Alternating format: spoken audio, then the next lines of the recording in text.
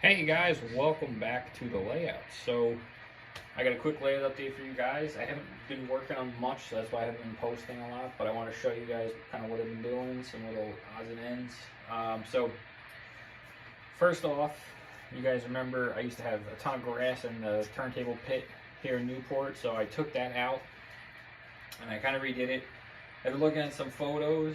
I decided that's going to be the best look I could get to match.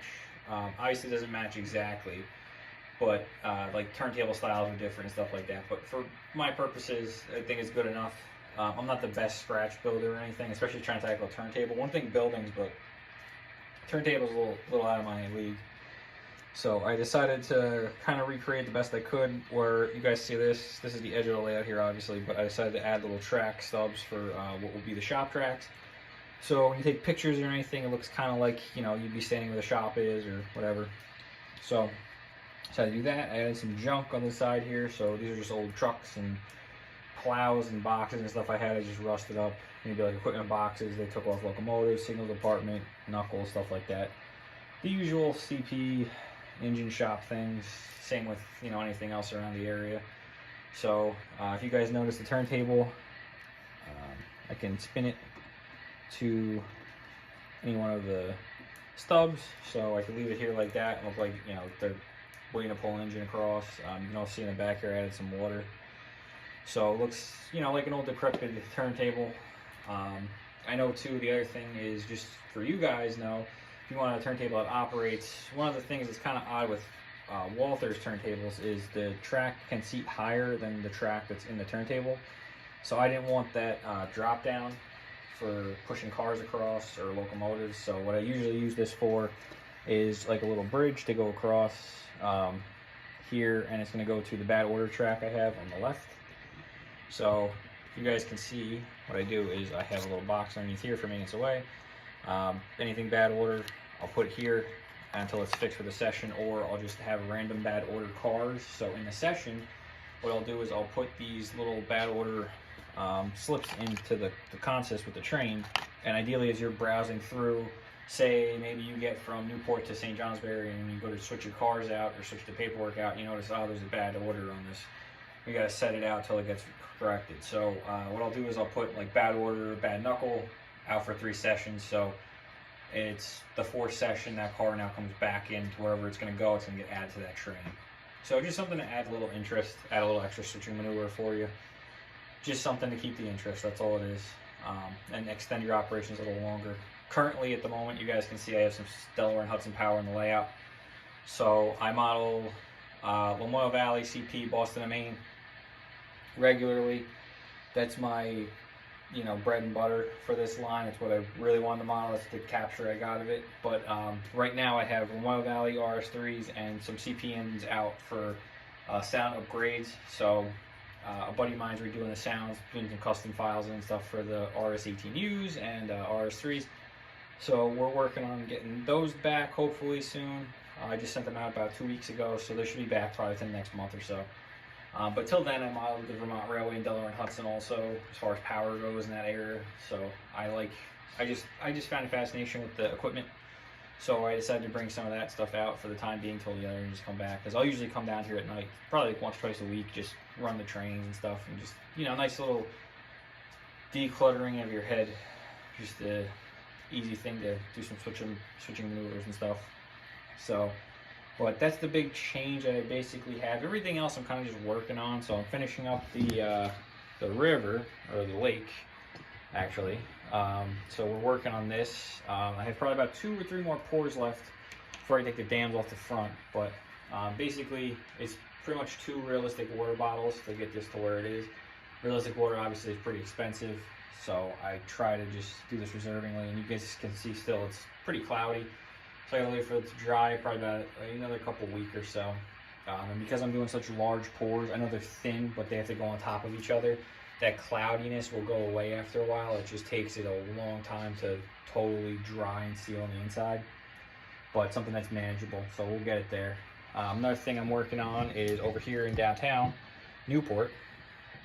I am working on some pretty cool things. I got signals I'm going to be putting in right here, so that'll govern the access into the yard I'm working on, I'm probably going to have one facing this way, north, that would come into the yard, and another one facing south that would come out of the yard. So working on that. Hopefully I can get those in. That would be totally, you know, out of the realm up here. So I want to kind of get signal something in so that, you know, operators don't stop here. There's just a tack right now holding the track. I'm going to put a little piece of wood on the end there and glue it in so it doesn't, so if a train hits it, it won't go off the edge of the layout. But pretty much you gotta line it up really good in odds for anything to ever happen like that. So I also have some Woodland Scenics lights and power lines and stuff I'm going to put over here. So we're going to work on that one downtown. So we'll have some lights at night over here. And the engine terminal, this area is pretty much going to be dark. I have some lights in the engine terminal, but that's really it. Other than that, so at nighttime, it's really just pitch black, which is how it really is in the middle of Vermont in the middle of the night. So it wouldn't be anything super bright, that's for sure. So working on that stuff. Over here, you guys can see I have the speeder track gang, or track inspectors. They're going to be getting a nice little house and stuff over here. I ordered the kits for that. I put the planks in for the inspectors, for the speeders. Coming around here, still the same old, nothing really changed. I know it's kind of like probably a running joke at this point. Everybody that follows me knows I've been talking about backdrops for like 2 years now. But I went to Home Depot the other day. Still crazy expensive for miter, which is what I'm going to use for the backdrop. And until that price comes down, I'm not really doing anything with that because the backdrops themselves are expensive. So, and I'm going to sound kind of odd, but how you have to do the backdrop. Now, if I was going to do this layout again and everything again, I'd do the backdrop way before I can start the scenery. But for right now, for my purposes, I have to put the backdrop in, probably take them out, put the photo backdrops on, and then put them back in and kind of resituate them. Or I'll have to work around it somehow. But for the time being right now, I'm just going to leave it alone. Hopefully the prices and stuff come down. Because I got other things I'd much rather do than care about backdrops right now. Backdrops are kind of just more for photography, or that feeling you get when you walk into a layout or whatever. But I mean, I know you get the feeling, I think, just looking at the layout right now of what I'm trying to capture, which is fall in New England. So for right now, I'm just kind of letting it be. So like I said, this area, not much changed. Same thing over here, not really anything going on. You know, I added some more grass and bushes over here, so it's a little bit more, you know, overgrown. I'm not going to really add any lines or anything to this road because it's like more of a back road. So same with these, there's really nothing to add. They're kind of done. Coming around, you can see Vermont Railway's shops here. So what I use for this instance is these are pipe stuff building. So this whole building probably cost about $16, $20, something like that. I just painted it and threw it together. So this is my Rutland shops. So when Vermont Valley's out, I'll throw this on for them on the Vermont Railway. And it's pretty close to the VTR. So I'm currently working on the Locomotive Valley shops. The one I had before I scratch built, I just wasn't happy with the roof and everything else, so I'm going to work on a new building of that. So we're slowly getting there with that. Hopefully I can get that done within the next, you know, before the year ends. And we're looking pretty good. So that'll be pretty cool. And then once I get the other engines back with the sounds upgrades and stuff, we'll have some awesome video operations. I never dove into Locomotive Valley yet as far as operations go, so I really want to get that, and I think that'd be really cool to see because it's an interesting railroad, and it sucks it's not around anymore, but cool to see, especially the RS3s. So the other thing I have is I purchased a CPS2. Now let's take you guys over here and get the thing. But so you can see on the workbench here, we have some stuff going on. I have a GMC truck I'm working on for the Vermont Railway for the Maintenance Away crew. And again, you got to remember too, I have in my future layout, I plan to have interchange with the Green Mountain and Vermont Railway kind of at the same time. In the later years of the 80s, 90s, the two kind of became one and the same. So in the mid 80s or so, Green Mountain and Vermont Railway really became a close companion railroad, meaning they would pool power a little bit. Vermont Railway shops would work on Green Mountain stuff hand in hand with Vermont Railway, so it wasn't uncommon to see Vermont Railway power on the Green Mountain. It wasn't uncommon to see Green Mountain on the Vermont Railway. Just how it was at the time.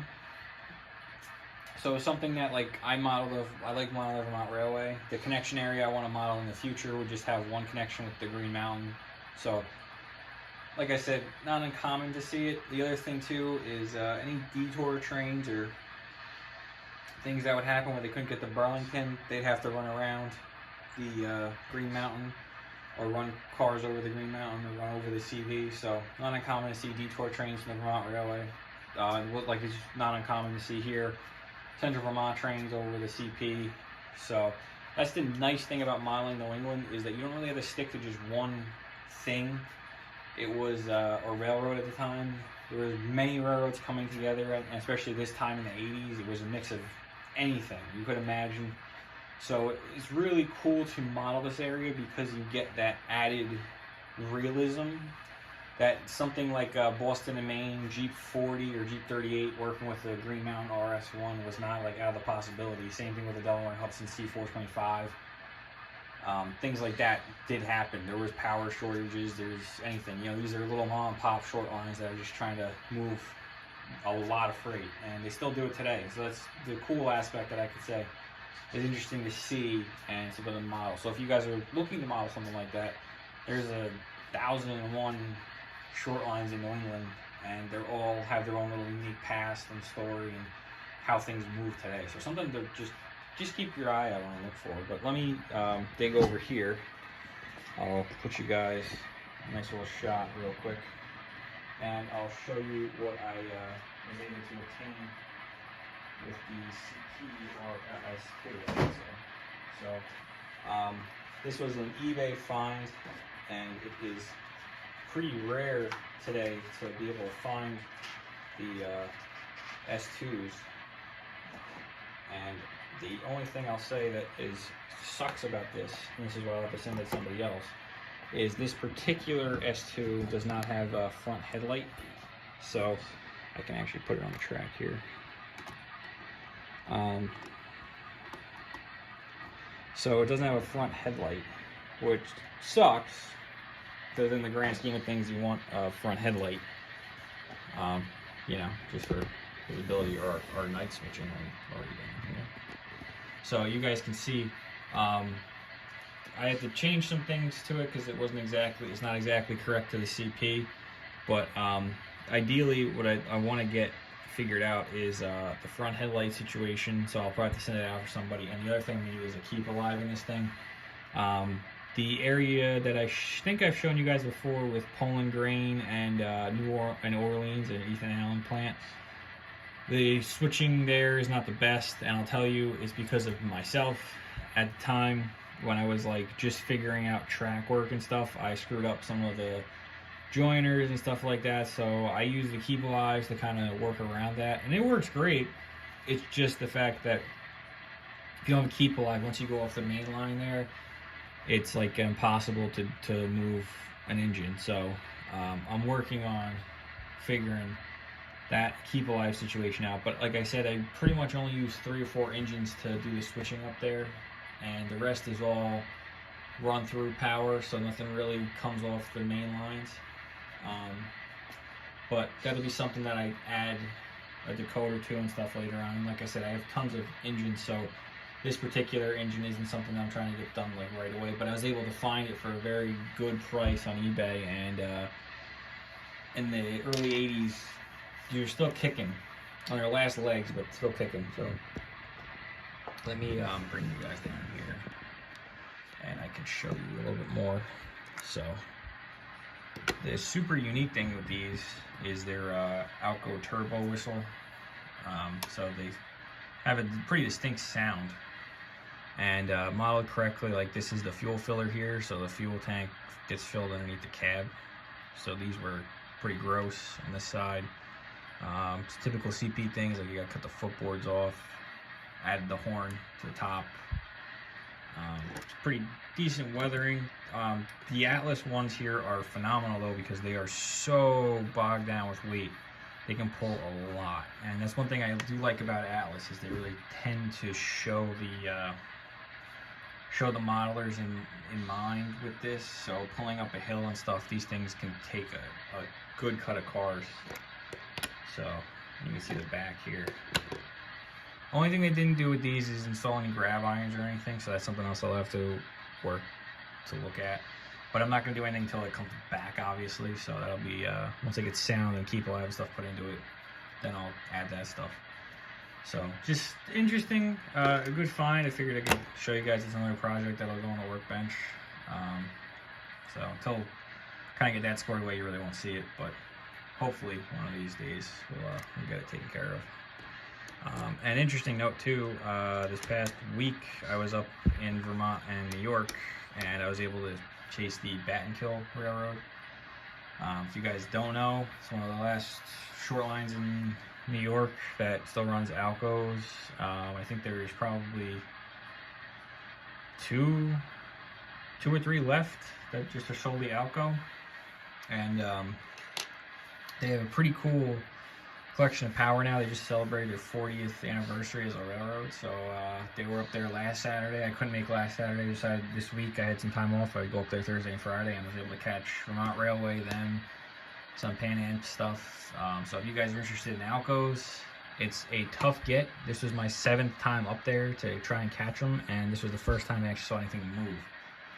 So it's all just about timing, and by the grace of God, Thursday night we saw Pan Am set off a bunch of cars for the Bat and Kill, so we had a pretty good inkling that Friday they'd move some stuff, and they did, so it was cool to see. But if you guys actually want to see Alcos operate regularly every day besides Monday, really, Delaware and Lackawanna and Scranton, Pennsylvania is your best bet. You can catch one of their big trains going over the Poconos, generally Tuesday through Saturday, and Sunday is they do a run to Carbondale, Pennsylvania, so you can see them there. It's an awesome railroad to see. They have Sol Alco. I think they have one EMD, but I don't think anything there is newer than like 1956. I'm sorry, 1970 something, actually, probably like 1974ish, 75, something like that. But actually, I don't know when the bigger power was made, but probably somewhere in that time frame. But cool to see, cool to just listen to the Alcos. That is my first exposure to Alcos. I never was alive, sadly, during the 80s to see any of this stuff, but I just heard about it from my dad following it, and it's kind of what made me want to model it, and I love it ever since. So, and I'll bring you guys over here, show you guys the last thing I'm working on. So, this was a Herpa or Concord, I can't remember one of the two of them. This was a log truck that they make. So the crane comes with the truck. They're very hard to find. I actually was able to find one pretty decent price on eBay. You get fuel tanks, some terrible deck material. So what I decided to do is I'm going to scratch build one out of styrene here, so you kind of get the idea. I'll put the board there, headache rack on the back, and then this will be the crane. So this will be like a tie truck pretty much. So I'll put the crane down, and we'll get that all together. But it's something I'm working on in progress. So that'll be something to tool around with while I'm not doing anything else layout related. But for the time being, I don't really have much going on. So until I get my collection of locomotives back from Bradley DCC, I will be kind of just tooling around with some trains for the time being. And then I have the Rapido RS18Us hopefully coming out this year, and that'll be something to hopefully show you guys. And I ordered 4 of them, so basically anything Rapido does that is in my area I usually order 4 of, because the power consistencies are pretty crazy. So I have the 4 M420s, the RC18Us, and then the RC18s from Rapido.